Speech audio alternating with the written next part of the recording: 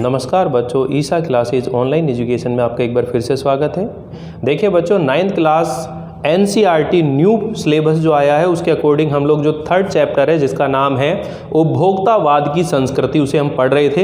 इससे पहले वाला जो वीडियो था उसके अंदर मैंने आपको बताया कि श्याम नारायण दुबे का जीवन परिचय क्या है और इस पाठ का सार क्या है और उपभोक्तावाद का मतलब क्या है, ये चीज़ें हम लोगों ने बड़े विस्तार से पढ़ी थी। आज इस वीडियो के अंदर हम इस चैप्टर की रीडिंग करने वाले हैं और इसके जो क्वेश्चन आंसर हैं वो हम लोग समझने वाले हैं। तो पूरा वीडियो ध्यान से सुनिएगा बच्चों, ताकि आपको ये चैप्टर अच्छे से समझ में आ जाए। तो सबसे बड़ी बात यह है कि आखिर उपभोक्तावाद की संस्कृति है क्या। यानी आज हमारे देश में अगर देखा जाए तो तरह तरह के उत्पाद की भरमार भरी है और बाजार के गिरफ्त में हम लोग होते जा रहे हैं, जहां हम विज्ञापनों को देख करके और उन उत्पादों को खरीदने के लिए आकर्षित हो जाते हैं और हम उनकी गुणवत्ता यानी उनकी जो क्वालिटी है उसकी ओर हम कभी भी ध्यान नहीं देते हैं। तो ये सब बातें मैं आपको पिछले वीडियो में समझा चुका हूं। अभी चैप्टर पढ़ते हुए और इसके जो महत्वपूर्ण प्रश्न जैसे बनते हैं उसी के हिसाब से मैं आप लोगों को समझाऊंगा। एक चीज़ और ध्यान रखिएगा कि इस बार आप लोगों को व्याख्या करने को नहीं मिलेगी। जैसे पहले एग्जाम का पैटर्न जो था उसके अंदर व्याख्या होती थी, लेकिन आजकल व्याख्या नहीं करेंगे। अब आपसे कोई भी एक पैराग्राफ दिया जाएगा और उस पैराग्राफ के अंदर नीचे 3 या 4 प्रश्न आपको दिए जाएंगे और उन प्रश्नों के आपसे उत्तर पूछते हैं। तो मैंने आपको पिछले जो एक पैराग्राफ पढ़ा था पिछले वीडियो में, तो वहां मैंने आपको ये चीजें समझाई थी। तो चलिए पढ़ते हैं दोबारा से इन चीजों को कि ये जो चैप्टर है उपभोक्तावाद की संस्कृति, ये निबंध इस बात का चित्रण कर रहा है कि बाजार की गिरफ्त में आ रहे समाज की जो वास्तविकता है उसको प्रस्तुत करता है। ठीक, तो अब आप इस चैप्टर की यहाँ से हम लोग रीडिंग कर रहे हैं। धीरे धीरे सब कुछ बदल रहा है, एक नई जीवन शैली अपना वर्चस्व स्थापित कर रही है और उसके साथ आ रहा है एक नया जीवन दर्शन, उपभोक्तावाद का दर्शन। उत्पाद बढ़ाने पर जोर है चारों ओर। ये उत्पादन आपके लिए हैं, आपके भोग के लिए हैं, आपके सुख के लिए हैं। सुख की व्याख्या बदल गई है। उपभोग भोग ही सुख है। एक सूक्ष्म बदलाव आया है नई स्थिति में। उत्पाद तो आपके लिए हैं, पर आप ये भूल जाते हैं कि जाने अनजाने आज के माहौल में आपका चरित्र भी बदल रहा है और आप उत्पाद को समर्पित होते जा रहे हैं। यानी यहाँ इसके अंदर जो पहला प्रश्न बन रहा है आप लोगों के लिए बच्चों, तो ये क्वेश्चन बन रहा है लेखक के अनुसार जीवन में सुख से क्या तात्पर्य है। तो आपने बताना है कि जीवन में सुख का अभिप्राय केवल उपभोग सुख नहीं है, बल्कि अन्य प्रकार के मानसिक, शारीरिक तथा छोटे आराम भी सुख कहलाते हैं। लेकिन आजकल लोग केवल उपभोग सुख को ही सुख कहने लगे। उपभोग सुख का मतलब क्या होता है कि हमारे पास में अनेक साधन उपभोग करने के लिए हो। यानी हमारे पास हमारे घर के अंदर जो भी सुख सुविधा साधन उपलब्ध है वो हमें ऐसे लगता है कि ये हमारे लिए बहुत कम है, हमें तो और चीज़ें चाहिए और की आवश्यकता है।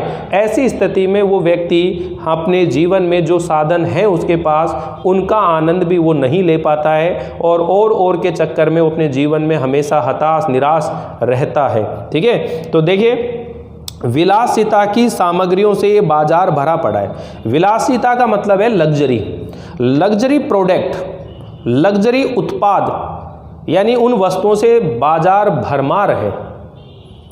अब देखिए घर में मेहमानों के लिए कुर्सियां होनी चाहिए, मुड्डा होना चाहिए, लेकिन अब व्यक्ति अपनी हैसियत दिखाने के लिए लग्जरी, बड़े वीआईपी वो घर के अंदर सोफा सेट लेकर आना चाहता है।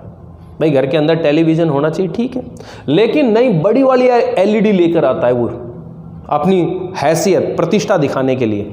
और आज जो मध्यम वर्ग के लोग हैं वो भी उसी सोच के लिए, उसी तरह की जो गतिविधियों में वो लग गए हैं और इसी कारण उनका जीवन में दुख और निराशा से भर गया है, क्योंकि वो उन्हें देख करके उसी तरह की जीवन शैली जीने की क्या कर रहे हैं, कोशिश कर रहे हैं। तो कह रहे हैं विलासिता की जो सामग्री हैं उनसे ये बाजार भरा पड़ा है जो आपको लुभाने की जी तोड़ कोशिश में निरंतर लगी रहती है।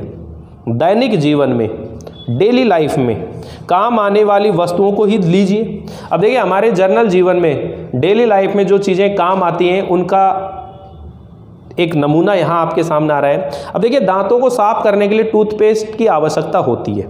अब देखिए कितने भांति के टूथपेस्ट आपके सामने आ रहे हैं, ये लीजिए। क्या आपके टूथपेस्ट में नमक है? क्या आपके पास ये है? क्या आपके पास इस तरह का प्रोडक्ट है? मतलब आपको कैसे भ्रमित करने में लगे हुए हैं। देखिए नमूने सुनिए। टूथपेस्ट चाहिए, ये दांतों को मोती जैसा चमकीला बनाता है। ऐड आते ना, ये दांतों को मोती जैसा चमकीला बनाता है। अबे दांत को चमका करके करेगा क्या? मोती की तरह चमक, क्या लाइट शाइनिंग आनी चाहिए कि उनके अंदर? भाई दांत स्वस्थ होने चाहिए और उसके लिए हमारे जो आयुर्वेद है, हमारी जो भारतीय संस्कृति है, भाई नीम की दातुन करो। लेकिन नहीं, हम टीवी के अंदर विज्ञापन देख करके ये लीजिए दांतों को चमकीला, मोती जैसा चमकीला बनाता है, ये मुंह की दुर्गंध को हटाता है। क्या बांस मारती मुंह में? ये मुंह की दुर्गंध को हटाता है। समझ में आई नहीं आई? तो कैसी बेइज्जती कर रही है। ये लीजिए, ये आपकी मुंह की दुर्गंध को दूर करता है। यानी आपके मुंह में बदबू आ रही है, उसको दूर करने के लिए पेस्ट यही है और आप लेकर आते हैं। अरे यार वास्तव में मुझे ज़रूरत है इस चीज़ की। ये मसूड़ों को मजबूत करता है और ये पूर्ण सुरक्षा देता है। वह सब करके जो 3-4 पेस्ट अलग अलग करते हैं, किसी पेस्ट का मैजिक फॉर्मूला। कोई बबूल या नीम के गुणों से भरपूर है। अरे बबूल और नीम के गुणों से भरपूर पेस्ट है तो डायरेक्ट बबूल की यानी कि कीकर की और नीम की दातुनी क्यों ना कर लो, जब उसके गुण चाहिए तो? नहीं, लेकिन हम तो पेस्ट लाए हैं नीम का, बबूल की। ठीक है ना? कोई बबूल या नीम के गुणों से भरपूर है और कोई ऋषि मुनियों द्वारा स्वीकृत तथा मान्य वनस्पति और खनिज तत्वों के मिश्रण से बना हुआ है। वाह, खनिज तत्वों के मिश्रण से बना हुआ है। जो चाहे चुन लीजिए। यदि पेस्ट अच्छा है तो फिर ब्रश भी अच्छा होना चाहिए। ये लीजिए ब्रश, जो मुंह के कोने कोने में जा करके आपके दांतों की सफाई करता है। ये देखिए कितना फ्लेक्सिबल ये ब्रश है। ठीक है ना? तो क्या क्या क्या करते हैं ये लोग। और अब हम जब विज्ञापन देखते हैं तो हमारे मन में भावना आ जाती है कि यार हमें तो ये सारे प्रोडक्ट चाहिए, हमारे लिए तो ये सब चीज़ें बड़ी आवश्यकता की है। इसी को बोलते हैं विलासिता, दिखावे की जिंदगी, दिखावे की प्रवृत्ति। ठीक है ना? तो देखिए क्या कहते हैं, ब्रश भी अच्छा होना चाहिए। आकार, रंग, बनावट, पहुंच और सफाई की क्षमता में अलग अलग, एक से बढ़कर एक। मुंह की दुर्गंध से बचने के लिए माउथ वॉश भी चाहिए। ब्रश तो कर लिया, पेस्ट भी कर लिया, अब ये माउथ वॉश, इसको आप एक बार मुंह में करा और आपके मुंह की दुर्गंध गायब।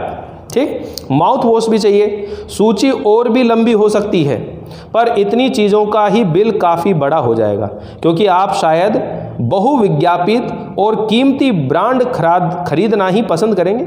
समझ में आए ना? सौंदर्य प्रसाधनों की, यानी सौंदर्य जो ब्यूटिशियन होते ना, नए नए प्रसाधन यानी श्रृंगार की चीज़ें, सौंदर्य प्रसाधनों की भीड़ तो चमत्कृत कर देने वाली है। नए नए तरह के प्रोडक्ट देखिए, हर माह उसमें नए नए उत्पाद जुड़ते जाते हैं। साबुन ही देख लीजिए, एक में हल्की खुशबू है, दूसरे में तेज। एक दिन भर आपके शरीर को तरोताज़ा रखता है। साबुन तरोताज़ा रखेगा तो फिर इंसान खाएगा क्यों? साबुन से नहा करके जलेगा, फ्रेश हूँ, आराम से तरोताज़ा हूँ। अरे तरोताजगी लाने के लिए, शरीर में चुस्ती लाने के लिए, फुर्ती लाने के लिए इंटरनल पावर की आवश्यकता होती है, साबुन की जरूरत होती है। ठीक है ना? ये लीजिए, ठीक है ना, आपके शरीर को तरोताज़ा रखता है। दूसरा, पसीना रोकता है, पसीना ही रोक देता है। मतलब ये साबुन से नहाओगे और आपके पसीने आने बंद हो जाएंगे। क्या अजीब मजाक है। ठीक है? अब देखिए कितने बड़े बड़े स्टार आपको सामान बेच रहे हैं। कभी अमिताभ जी आ जाए, ये लीजिए डाबर हाजमोला, ये आपका खाना पचाने के काम आती है। ठीक है ना? तो कैसे कैसे ऐड, विज्ञापन। ठीक है ना? अब देखिए पहले एक क्रीम से काम चलता नहीं चलता, ये लीजिए मर्दों वाली क्रीम, मर्दों की बेइज्जती कर दी। पहले आज तक वो लुगाइयों वाली, स्त्रियों वाली महिलाओं वाली क्रीम लगा रहे थे और उनके अभिमान पर, स्वाभिमान पर ऐसी ठेस पहुंचाई विज्ञापन ने, हाय हैंडसम, हाय हैंडसम। ये क्या, ओ पहलवान, महिलाओं वाली क्रीम? अरे ये लो मर्दों वाली क्रीम, जो सख्त त्वचा में अंदर गहराई तक जाकर के और आपको गोरा बनाती है। लेकिन आज तक कोई किसी क्रीम से गोरा नहीं बना है, लेकिन फिर भी लथेड़ते हैं, डबल डबल लथेड़े जाओ, ठीक है। तो ये विलासिता की चीज़ें हैं बच्चों। तो क्या कह रहे हैं देखिए, तीसरा, जर्म्स से आपकी रक्षा करता है। वाह क्या बात है। ये लीजिए, सिने स्टार्स के सौंदर्य का रहस्य, उनका मनपसंद साबुन। ऐश्वर्या राय के जैसे आप भी सुंदर बन जाओगे, आप भी शाहरुख खान जैसे हैंडसम बन जाओगे, ये साबुन यूज कीजिए, लक्स, सिने स्टार्स की पहली पसंद, सौंदर्य। आता नहीं आता ऐड? तो इस तरह से क्या क्या चल रहा है ये विज्ञापन आपको कैसी स्थिति में पहुंचाने वाले हैं, ठीक है। तो देखिए, सच्चाई का अर्थ समझना चाहते हैं तो ये लीजिए, शरीर को पवित्र रखना चाहते हैं, ये लीजिए शुद्ध गंगा जल में बनी साबुन। लो, गंगा के जल से ही साबुन बना दी भाई। अब तो इंसान खरीदेगा ही खरीदेगा, क्योंकि गंगा नदी भारतीय संस्कृति में बड़ी पवित्र नदी है और गंगा के पानी से, अरे इतने पवित्र पानी से साबुन बनी है, ये साबुन तो बड़ी पवित्र है, तो इसे तो लेना ही चाहिए। तो ऐसी ऐसी लाइनें ऐड के अंदर दिखाते हैं कि व्यक्ति उसकी तरफ आकर्षित हो जाए और हम बेवकूफ़ों की तरह उस प्रोडक्ट की गुणवत्ता को देखे बिना, जांचे बिना, केवल विज्ञापन को सही मानकर और खरीदारी शुरू कर देते हैं, ठीक है ना। करते रहिए, बढ़िया बात है, अच्छी बात है। अब देखिए, गंगा जल में बनी साबुन चमड़ी को नर्म रखने के लिए ये लीजिए, महंगी है पर आपके सौंदर्य में निखार ला देगी। और जो संभ्रांत महिलाओं की ड्रेसिंग टेबल, जो ऊंचे ऊंचे घरानों में महिलाएं रहती हैं, उनकी ड्रेसिंग टेबल पर 30-30 हज़ार की सौंदर्य सामग्री होना तो एक मामूली बात है। पेरिस से परफ्यूम मंगाइए, इतना ही और खर्च हो जाएगा। ये प्रतिष्ठा चिन्ह है, समाज में आपकी हैसियत जताते हैं। पुरुष भी इस दौड़ में पीछे नहीं है। पहले उनका काम साबुन और तेल से चल जाता था, आफ्टर सेव और कोलोन बाद में आए हैं। अब तो इस सूची में दर्जन 2 दर्जन चीज़ें और जुड़ गई हैं। पहले तो आदमी कुछ भी यूज़ नहाता था, साबुन से रगड़ा और नहा लिया, अब तो उसको भी तरह तरह के प्रोडक्ट चाहिए, ठीक है। छोड़िए इस सामग्री को, वस्तु और परिधान की दुनिया में आ जाइए, कपड़ों की दुनिया में आइए। जगह जगह बुटीक खुल गए हैं, नए नए डिज़ाइन के परिधान बाजार में आ गए हैं। ये ट्रेंडी हैं और महंगे भी हैं। पिछले वर्ष के फैशन इस वर्ष है, शर्म की बात है। घड़ी पहले समय दिखाती थी, उससे यदि यही काम लेना हो तो 400-500 रुपये में घड़ी मिल जाती है। लेकिन हैसियत जताने के लिए आप 50-60 हज़ार से लाख 1.5 लाख की घड़ी भी ले सकते हैं। संगीत की समझ हो या ना हो, लेकिन घर के अंदर कीमती म्यूजिक सिस्टम ज़रूरी है। कोई बात नहीं, यदि आप उसे ठीक तरह चला भी न सकें, कंप्यूटर काम के लिए तो खरीदे ही जाते हैं। महज दिखावे के लिए उन्हें खरीदने वालों की संख्या भी कम नहीं है। खाने के लिए 5 सितारा होटल है, वहाँ तो अब विवाह भी होने लगे हैं। देखिए हैसियत, देखिए शादियाँ होने लगी होटलों में, पर प्लेट कैंडिडेट के एंट्री है वहाँ पर, इतनी प्लेट होटल में से मिलने वाली है, ठीक है। ये हैसियत दिखाने के लिए। बीमार पड़ने पर 5 सितारा अस्पतालों में आइए। सुख सुविधाओं और अच्छे इलाज के अतिरिक्त यह अनुभव काफ़ी समय तक चर्चा का विषय भी रहेगा। पढ़ाई के लिए 5 सितारा पब्लिक स्कूल है, शीघ्र ही शायद कॉलेज और यूनिवर्सिटी भी बन जाए। भारत में तो यह स्थिति अभी नहीं आई है, पर अमेरिका और यूरोप में के कुछ देशों में आप मरने के पहले ही अपने अंतिम संस्कार और अनंत विश्राम का प्रबंध भी कर सकते हैं। एक कीमत पर आपकी कब्र के आसपास सदा हरी घास होगी, मन चाहे फूल होंगे, चाहे तो वहाँ फव्वारे होंगे और मंद ध्वनि में निरंतर संगीत भी होगा। कल भारत में भी ये संभव हो सकता है। अमेरिका में आज जो हो रहा है वह कल वह भारत में भी आ सकता है। प्रतिष्ठा के अनेक रूप होते हैं। चाहे वे हास्यास्पद ही क्यों ना हो। यह है एक छोटी सी झलक उपभोक्तावादी समाज की।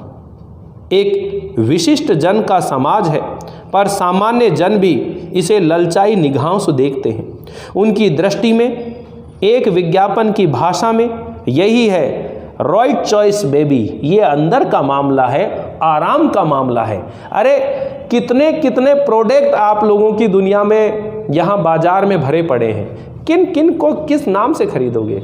अरे भाई, बनाने वाला वही दर्जी है, वही कपड़े हैं, ठीक है ना, लेकिन बेवकूफ़ बनाने की भी हद होती है। किस तरह से हम लोग मोती जैसे दांत, पूर्ण सुरक्षित गुणों से भरपूर, देखिए बिस्कुट, साबुन, शीतल जल, सुपर ऑफर, एक के साथ एक फ्री, कॉम्बो पैक, कैसे लुभाते हैं आप लोगों को। सेल, महा मेगा सेल, आइए 2000 की खरीदारी करिए, 1 किलो चीनी मुफ्त। और आप बावड़ों की तरह 1 किलो चीनी को खरीदने के लिए 2000 रुपये खर्च करते हो। एक तरह से बाजार आपको बुला रहा है, आओ आओ आओ, और आप जाते हो। तो यहाँ ये जो उपभोक्तावाद की शैली है बच्चों, इसी चीज़ को आप समझने की कोशिश करिए कि बाजार में तरह तरह के उत्पाद भरे हुए हैं। एक ही काम के इस्तेमाल के लिए कई तरह के प्रोडक्ट आपको मिल जाएंगे। तो आप अपनी समझदारी का परिचय देते हुए, अपने दिमाग का उपयोग करते हुए, प्रोडक्ट की गुणवत्ता को जांचते हुए, देखते हुए, कम कीमत पर भी आप उस चीज़ को बाजार से प्राप्त कर सकते हैं। लेकिन हैसियत अगर दिखानी हो, आपको अपना रुतबा दिखाना हो, तो फिर आप सस्ते चीज़ों को कैसे खरीदेंगे? वो तो आपकी प्रतिष्ठा का सूचक हो ही नहीं सकता, ठीक है। अब विषय के गंभीर पक्ष की ओर आइए। इस उपभोक्तावादी संस्कृति का विकास भारत में क्यों हो रहा है? ये सबसे बड़ा सवाल है कि ये जो उपभोक्तावाद की संस्कृति है, इसका भारत में विकास क्यों हो रहा है? सामंती संस्कृति के तत्व भारत में पहले भी रहे हैं। ये जो सामंती यानी कि एक ऊंचा घराना, राजघराना, राजशाही वेशभूषा, ये संस्कृति के तत्व भारत में पहले भी रहे हैं। उपभोक्तावाद इस संस्कृति से जुड़ा रहा है। आज सामंत बदल गए हैं, सामंती संस्कृति का मुहावरा भी बदल गया है। हम सांस्कृतिक अस्मिता की बात कितनी ही करें, परंपराओं का अवमूल्यन हुआ है। हमारी जो परंपराएं हैं, हमारे जो आदर्श हैं, हमारी जो संस्कृति है, उसमें गिरावट आई है, ठीक है ना। आस्थाओं का क्षरण हुआ है। कड़वा सच तो ये है कि हम बौद्धिक बुद्धि से हम दासता को स्वीकार कर रहे हैं और पश्चिम की सांस्कृतिक उपनिवेश बन रहे हैं। हमारी नई संस्कृति एक अनुकरण की संस्कृति है। हम आधुनिकता के झूठे प्रतिमान अपनाते जा रहे हैं। प्रतिष्ठा की अंधी प्रतिस्पर्धा में जो अपना है, उसे खोकर एक छल कपट आधुनिकता की ओर हम लोग बढ़ते जा रहे हैं, उसकी गिरफ्त में आते जा रहे हैं। संस्कृति की नियंत्रक शक्तियों के क्षीण हो जाने के कारण हम दिग्भ्रमित, हम दिशाओं से भ्रमित हो रहे हैं। हमारा समाज ही अन्य निर्देशित होता जा रहा है, मतलब किसी दूसरे के द्वारा निर्देशित हो जा रहा है। कहने का मतलब है हम एक विदेशी संस्कृति को आज अपनाते जा रहे हैं और उसका एक अंधा अनुकरण हम लोग करते जा रहे हैं। इसीलिए आज हमारे ऊपर इस तरह की संस्कृति का प्रभाव बढ़ रहा है। विज्ञापन और प्रसार के सूक्ष्म तंत्र हमारी मानसिकता बदल रहे हैं। उनमें सम्मोहन की शक्ति है और वशीकरण की भी। अंततः इस संस्कृति के फैलाव का परिणाम क्या होगा, यह गंभीर चिंता का विषय है। हमारे सीमित संसाधनों का घोर अपव्यय हो रहा है। जीवन की गुणवत्ता आलू के चिप्स से नहीं सुधरती और ना ही बहुविज्ञापित शीतल पेयों से, पदार्थों से। भले ही वे अंतर्राष्ट्रीय हों, पिज्ज़ा और बर्गर कितने ही आधुनिक हो, हैं वे कूड़े के समान ही खाने योग्य हैं। समाज में वर्गों की दूरी बढ़ रही है। समाज में हर वर्ग अपने आप को ऊंचा और प्रतिष्ठित मान रहा है। हर दूसरे वर्ग को हम एक तरह से हीन दृष्टि से देखते हुए जा रहे हैं। अपनापन, भाईचारा नहीं है। सामाजिक सरोकारों में भी कमी आ रही है। जीवन स्तर का ये बढ़ता अंतर आक्रोश और अशांति को जन्म दे रहा है। जैसे जैसे दिखावे की यह संस्कृति फैलेगी, समाज में अशांति भी बढ़ती जाएगी। हमारी सांस्कृतिक अस्मिता का हास मतलब कमी तो हो ही रही है। हम लक्ष्य भ्रम से भी पीड़ित हैं। विकास के विराट उद्देश्य से पीछे हट रहे हैं। हम झूठी संतुष्टि के तात्कालिक लक्ष्यों का पीछा कर रहे हैं। मर्यादाएं टूट रही हैं।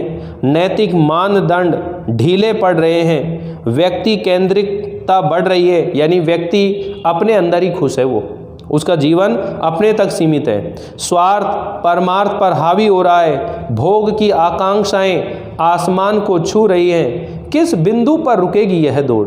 गांधी जी ने कहा था, हम स्वस्थ सांस्कृतिक प्रभावों के लिए अपने दरवाजे खिड़की खुले रखें, पर अपनी बुनियाद पर कायम रहें। उपभोक्ता संस्कृति आज हमारी सामाजिक नींव को हिला रही है। ये एक बड़ा खतरा है, भविष्य के लिए एक बड़ी चुनौती है। लेखक के अनुसार सुख से क्या अभिप्राय है? अब देखिए, ये जो प्रश्न आ रहे हैं ये मैं आप लोगों को सॉल्व भी करवा देता हूँ और लिखवा भी देता हूँ, और आप चाहेंगे तो बोर्ड से देख करके आप नोट भी कर सकते हैं इन चीज़ों को। तो इसके अंदर देखिए बच्चों, लेखक के अनुसार जीवन में सुख से क्या अभिप्राय है?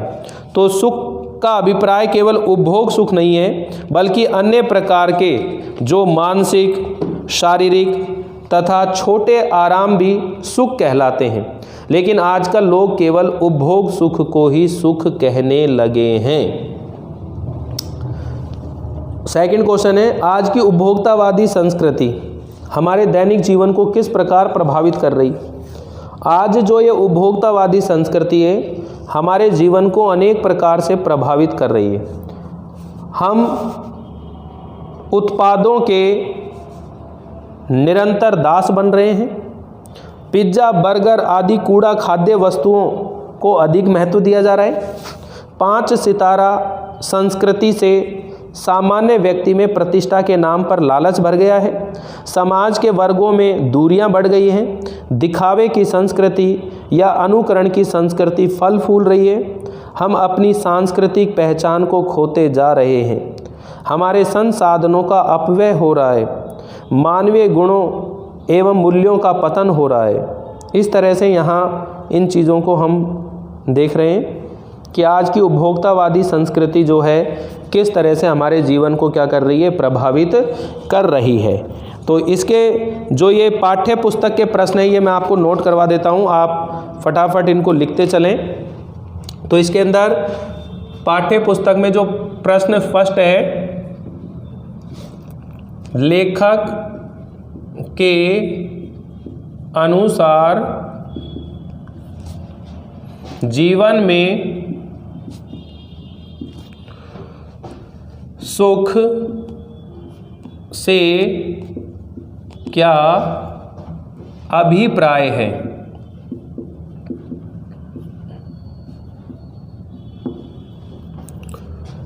उत्तर है इसका, लेखक के अनुसार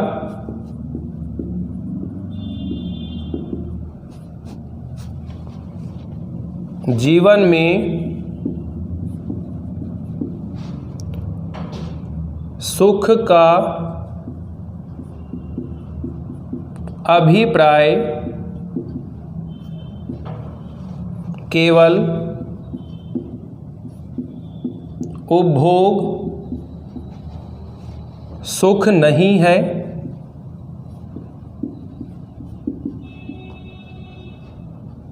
बल्कि अन्य प्रकार के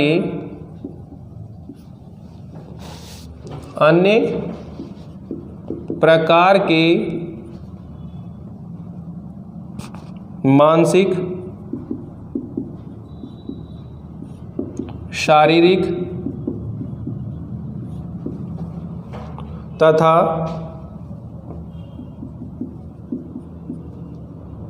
छोटे आराम भी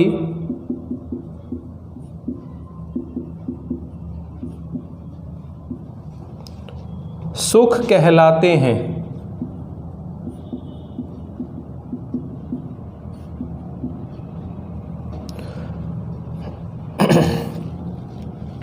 लेकिन आजकल लोग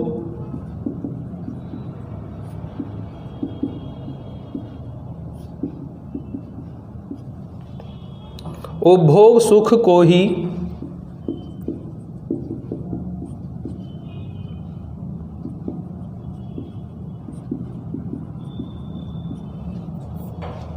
सुख कहने लगे हैं। ठीक है, सेकंड क्वेश्चन है, आज की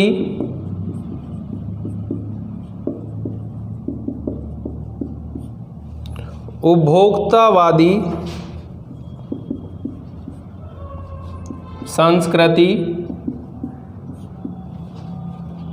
हमारे दैनिक जीवन में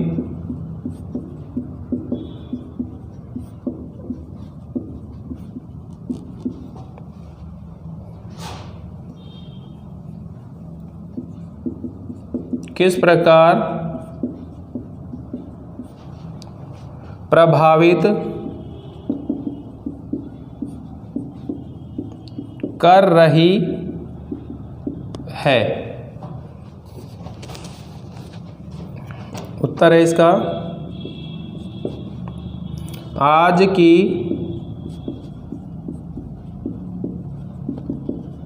उपभोक्तावादी संस्कृति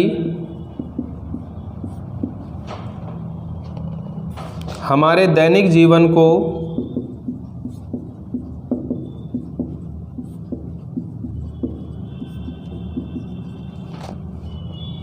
अनेक प्रकार से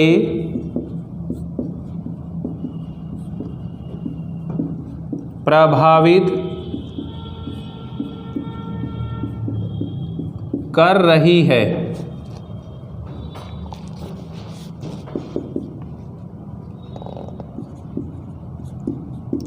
हम उत्पादों के दास बन रहे हैं।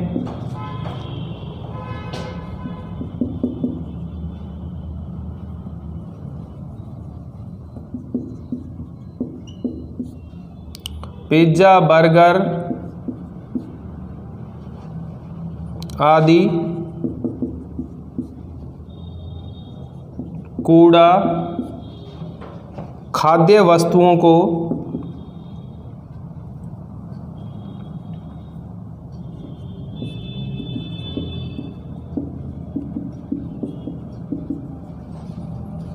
अधिक महत्व दिया जा रहा है।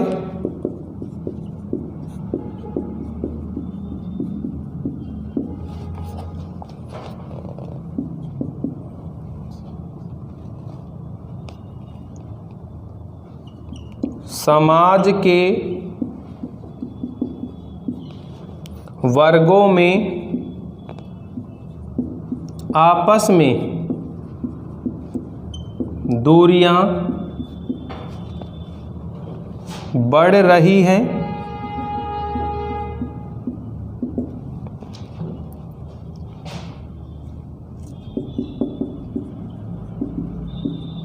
दिखावे की संस्कृति फल फूल रही है।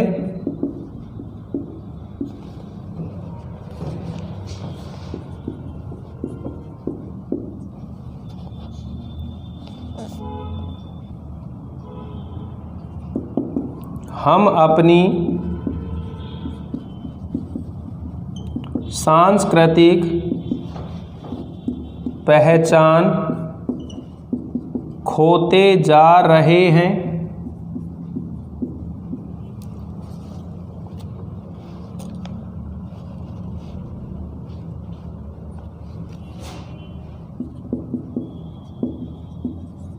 मानवीय गुणों एवं मूल्यों का पतन होता जा रहा है।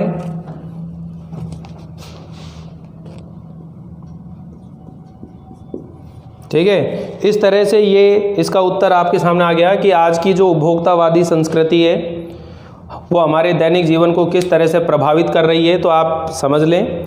नेक्स्ट जो क्वेश्चन है इसके अंदर तीसरे नंबर का, जिसमें है कि लेखक ने उपभोक्ता संस्कृति को हमारे समाज के लिए चुनौती क्यों कहा है। तो जो उपभोक्तावादी संस्कृति है वो हमारे सामाजिक जीवन की नींव कमज़ोर कर रही है, हमारी मानवीय एकता और प्रेम भाव की कमी हो रही है। इसके परिणाम स्वरूप हमारी संस्कृति के लिए ये खतरा बढ़ती जा रही है।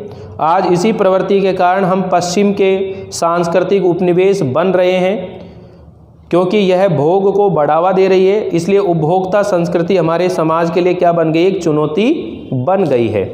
नेक्स्ट ये क्वेश्चन है, इनका आशय स्पष्ट करना है, ये आप कर लेंगे। चौथा क्वेश्चन जो है ये दोनों सरल हैं। जाने अनजाने आज के माहौल में आपका चरित्र भी बदल रहा है और आप उत्पाद को समर्पित होते जा रहे हैं। इसका मतलब क्या है कि उपभोक्तावादी संस्कृति का प्रभाव इतनी तेज गति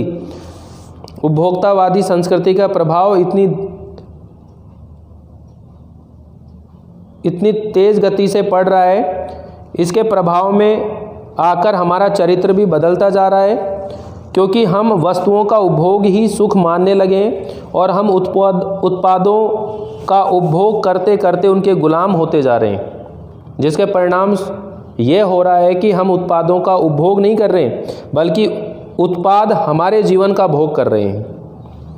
प्रतिष्ठा के अनेक रूप होते हैं, चाहे वे हास्यास्पद ही क्यों ना हो।